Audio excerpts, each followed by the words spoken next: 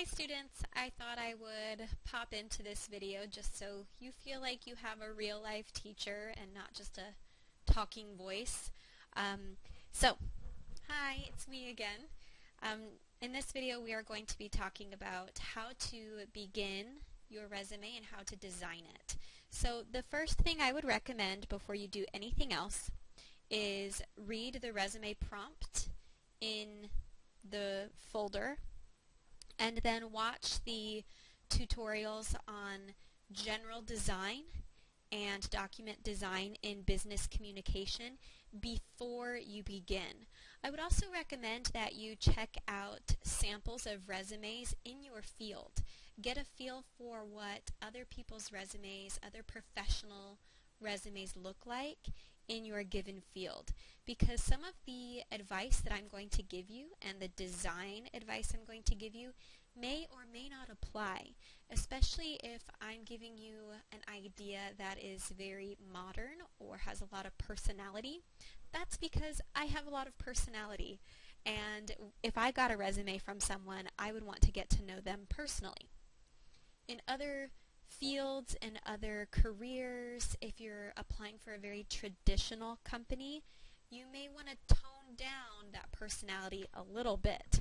So getting to know what resumes look like in your field is going to be really helpful to you. You can Google search other resumes in your field. You can ask friends or family members or professors or anybody in your field that you think might be helpful. The second thing that you guys should do before beginning your resume is to gather up all of the information from your PSI and your job ad analysis. If I were you, I would even have them up. You can even make it so that one's on one side and one's on the other side, and you can kind of go back and forth between them if that helps you, because your resume is going to be drawing a lot of information and a lot of skills from those assignments that you already did. That's why I kind of scaffolded this unit so that you do those activities first, and then you can start doing your resume. So the first thing that you should do is open up a new document. You can do just a regular old blank document. I find that sometimes students really struggle with design, so something that is really simple that you can do is use a template. There's nothing wrong with using a template. So I like this one. I'm gonna use this for my resume.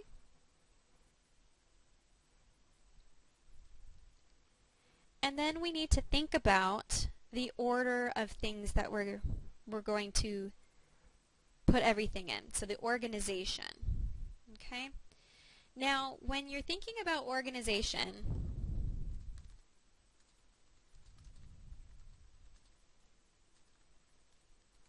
something you need to start thinking about is the information that you found out in your job ad analysis. Okay? That's going to help you know, what does the company value? What do they want to know? And what is most important? Okay, this is going to help you figure out what order to put things in. Okay, so if I go to my little template here, you're going to put your name in. You want to make sure that your name is nice and big at the top. It's legible. I'm using a modern font, no frills, very clear and legible. And then your contact information. I have very strong feelings about including your address on a resume. I do not think you should include your street address on a resume. There is no reason they're going to mail you anything. So I would include maybe my LinkedIn account or my Digication ePortfolio. Maybe that's what I'll do instead, because I have one of those. So I can find my Digication portfolio. Here it is. Lovely. My Digication ePortfolio. I'm going to stick that in there.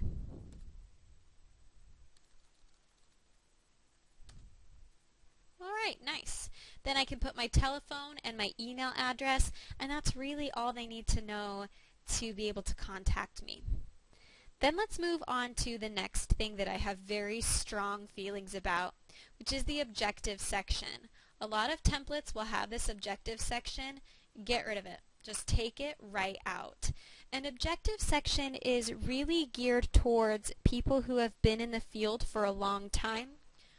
Sometimes they're also called career summaries. That's if you've been in your field for 5 or 10 years and you want to give a summary of your skills. None of you are really in that boat right now, and I think that summaries are out of style. The thing about objectives, you only use an objective if you are applying for a bunch of jobs and you're using the same resume, which is a big no-no. You should have a brand new, detailed resume for each job that you apply for. Now, I know that sounds like a lot of work. What I have is a master resume that has all of my skills, everything in general on it, and then what I do is I tailor that resume. I take things out or I add stuff in that I know is important to that specific job. So even though it sounds like a lot of work, it's really not. And you should have a detailed and specific resume for every single job that you do, because it's going to be a little bit different. Because if you think about your job ad analysis, different companies are going to value different things. They're going to want to know different things. For a certain job, one skill might be more important than another. Okay, so that's why you need to have a very fresh, tailored resume for everything that you do. So get rid of objective statements. They're outdated, they're not specific enough, and you just are wasting important space. So now we can kind of look at the categories that my template is suggesting and the order that they're putting it in. Skills and abilities up here at the top, I don't think so. I'm going to get rid of that. So then you are faced with, do I put my experience first or my education first? The answer is, it depends. Go back to your job ad analysis. What is most important? What does the company value? What do they need to know?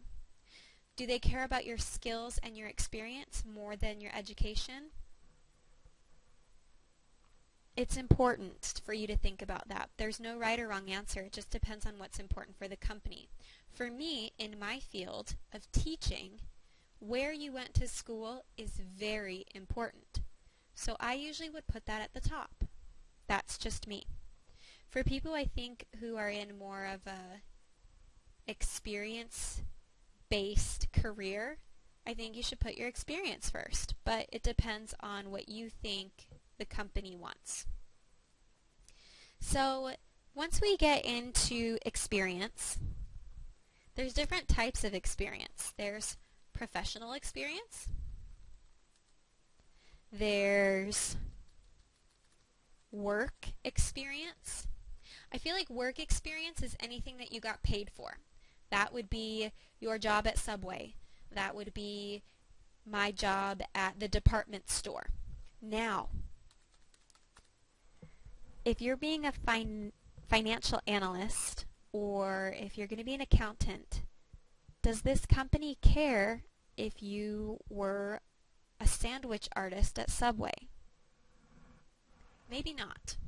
So maybe you have a section called professional experience where you put the experience you got as an accountant in a workshop or in a club or something that you did that showcases those skills even if you weren't paid for it. Professional doesn't necessarily mean the same thing. And then you could have another section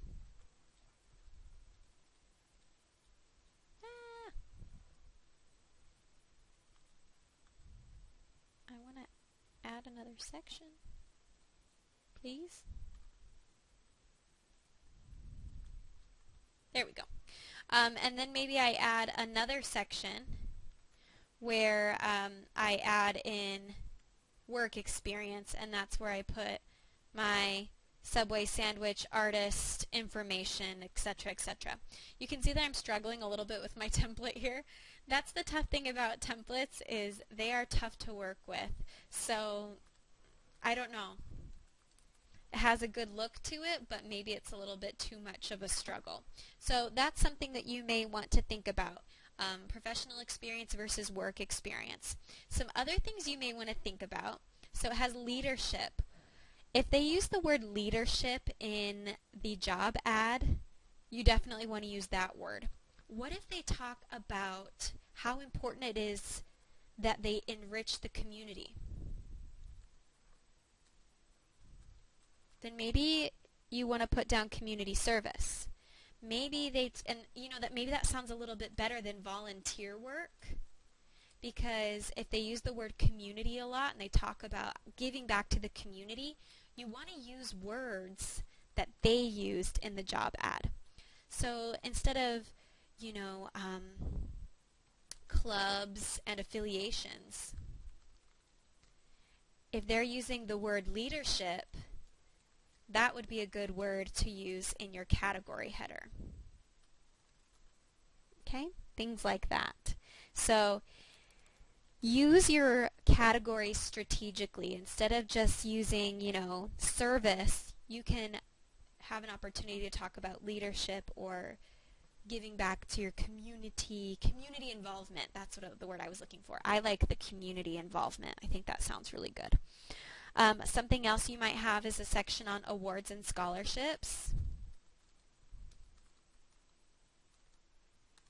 Oh my goodness. There we go. You may want to integrate that within your education section. And that's fine too if you don't need a whole section for awards and scholarships. A lot of times students will just say what scholarship they got. They'll say it's the President's Scholarship.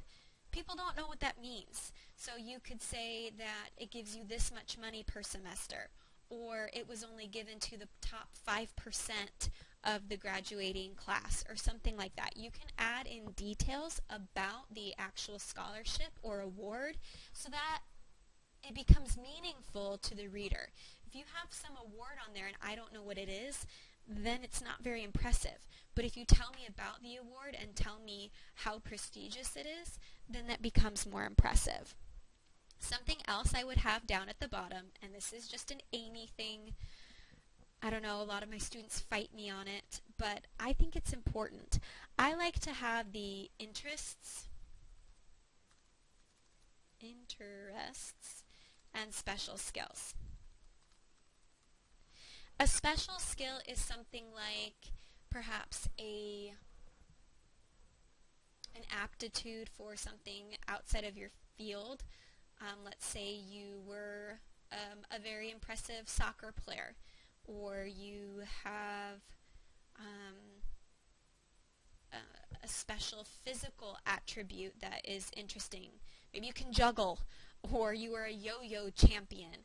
Those are special skills. You could also include your language proficiency under special skills, but things like I can use Microsoft Word, or I can type 30 words per minute. That is not considered a special skill. That could be a technical skill. And if you have a long list of technical skills or certifications, you could put that in its own category. Now, let's say you are licensed as a food handler. If it's not pertinent to the job you're applying for, you may not want to put down that certification. If you're not going to be handling food for this internship, you might want to leave it off. Okay? I like having the conversation starters at the bottom of your resume. I think it's a great way to break the ice when you go into the interview. It shows a little bit of personality, and I think it is just another way for people to get to know you and for you to set yourself apart from other applicants. Now, there's something that I want to make very clear, and if I see this on your resume, I'm going to go crazy. I don't want to see lists of skills. I feel like maybe they taught you to do this in WP Carey 101, and so people have these lists of skills that look like this. No. There we go.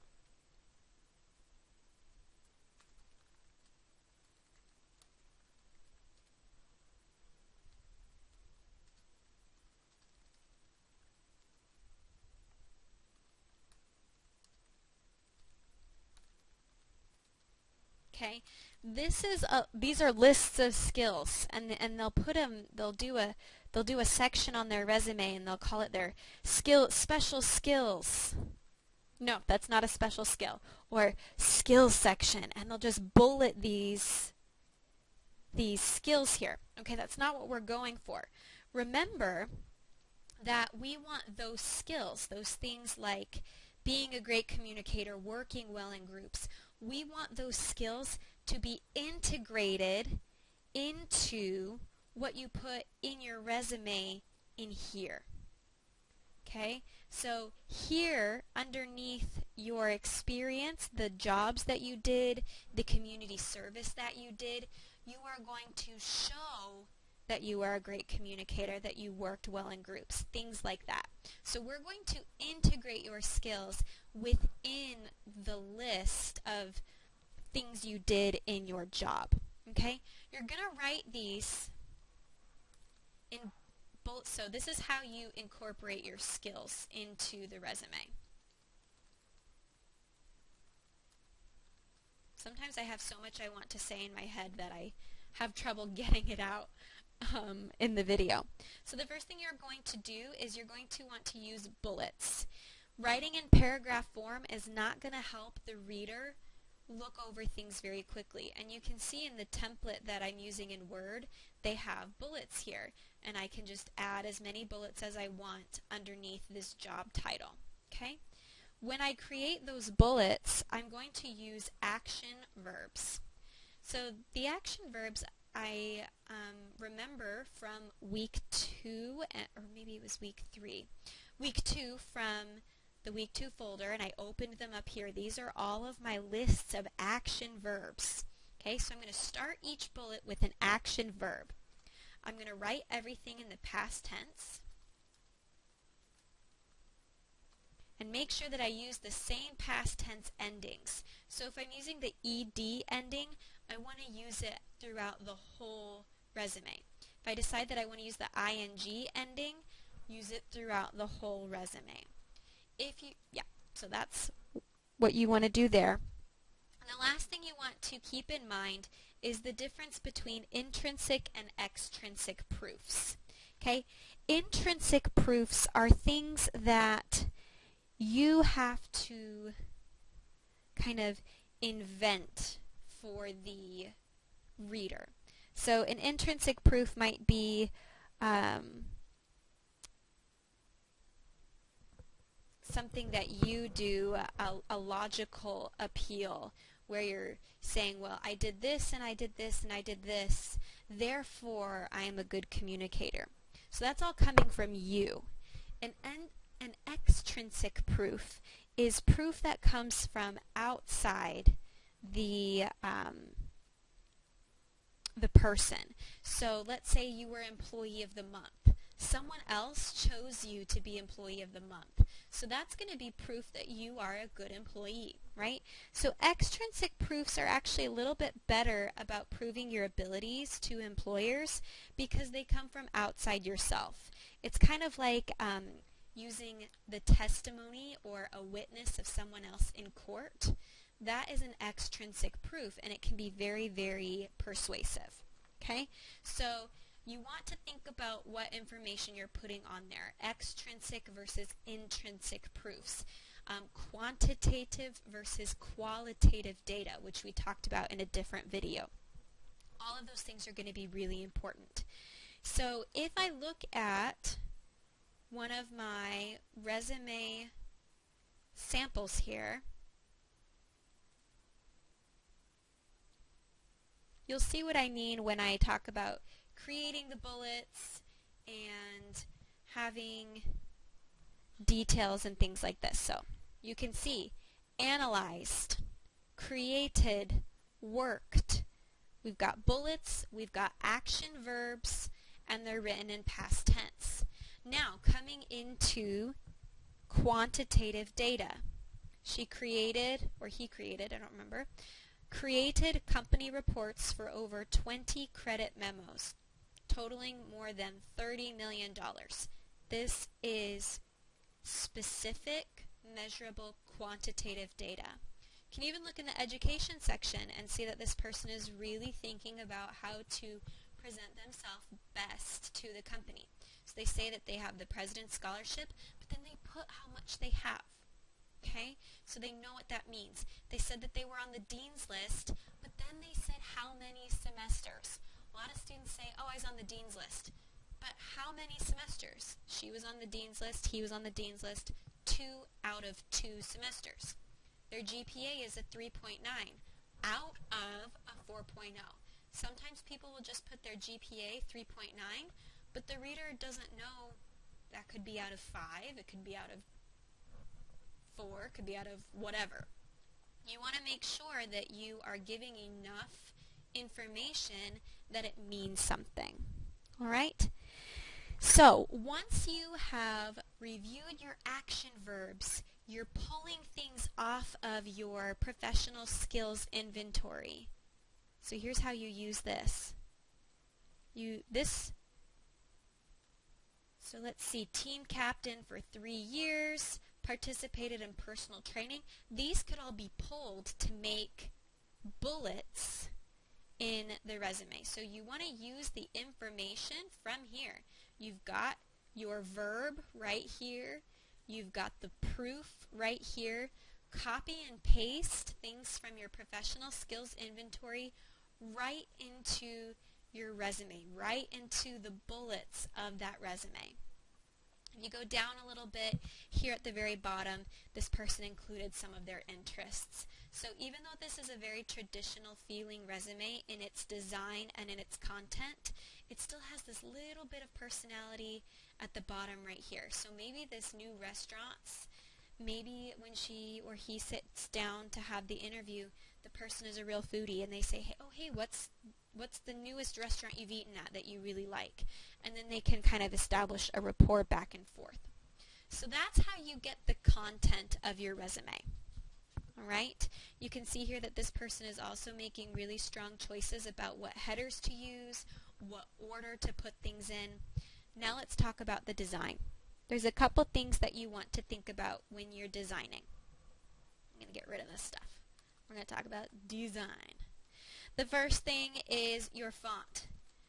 Above all, your font needs to be readable and professional. Okay? Nothing too fancy, nothing too casual. If you are applying for something that's very traditional, I suggest that you use a serif font with the little feet on the bottom. If you want to learn more about fonts, you can, but serif fonts are ones like Times New Roman. So if I scroll in here, you can see how there's little feet on the bottom. Very traditional, very strong. Sans serif, meaning without the little feet, are kind of more modern fonts that you can use, like Calibri and Arial and things like that. So you can choose which font you want. I think sans serifs like Arial are a little bit more modern, but Times New Roman, serif fonts, they're traditional, which is good, but they run the risk of being a little boring. So don't be afraid to shake things up a little bit. One of the fonts I'm into right now is the Century Gothic. I think it looks really good. Ooh, yeah, I like it. I'm going to make everything Century Gothic. You'll notice that all of the prompts are written in Century Gothic for this class just because I'm really into it right now. I think it looks really good. I honestly think that maybe my resume is written in Century Gothic right now. But you don't have to just pick that because I picked it. I think it looks really good though. So you want to pick a font. Something else you want to think about is the Z pattern. The Z pattern is important in the Western world because in English the way we read is from left to right, top to bottom. So like a big Z. If I look at our example here, the most important information should follow in a big Z. So going across the top where the name and the education and the contact is, and it's going to come in the middle right here. We hit all that good quantitative data. then down here to the interests, and at the bottom. So the way we read is like a big Z. So you want all of the most important information to hit those points in the Z. The other things that will help with your design is something called the squint test. Ooh.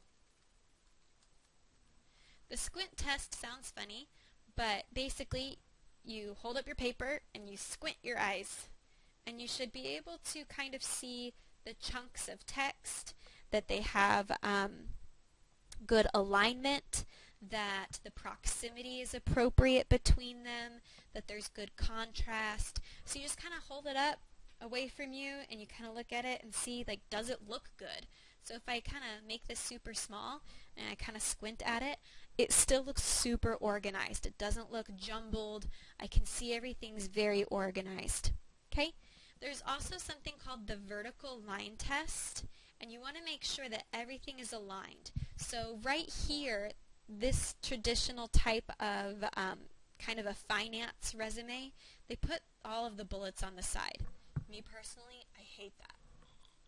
I think the bullets should be indented, but for finance, this is a very traditional type of design for the resume, so I'll allow it. But you can see that everything here is aligned in a vertical line all the way down. Okay? Then this line all the way down, nice vertical line. Then we have all of the dates perfectly aligned on the right-hand side. Okay? So let me see if I can find a bad one. Bad alignment resume. So you can see what bad vertical lines look like. Let's see. I don't know that I have any bad resumes for you to look at. I don't see any bad examples here. Oh well, I won't take too long. I should have found one before for you. But a bad example would be something that has the dates all misaligned. So a date over here, a date over here, a date over here, and they're all kind of jumbled up. You don't want that. You want all your columns to be aligned vertically. Okay? So hopefully that has been helpful to you. I want you to be able to see how the job ad analysis and the professional skills inventory are those stepping stones that are going to help you to build your resume. You need to start with those. That will help you decide what order to put the information in. And then the professional skills inventory will help you to create these bullets as the content for your resume. So use those to help you. Look at the student examples. Look at examples of resumes in your field, and check out those design tutorials in the videos folder as well. Good luck!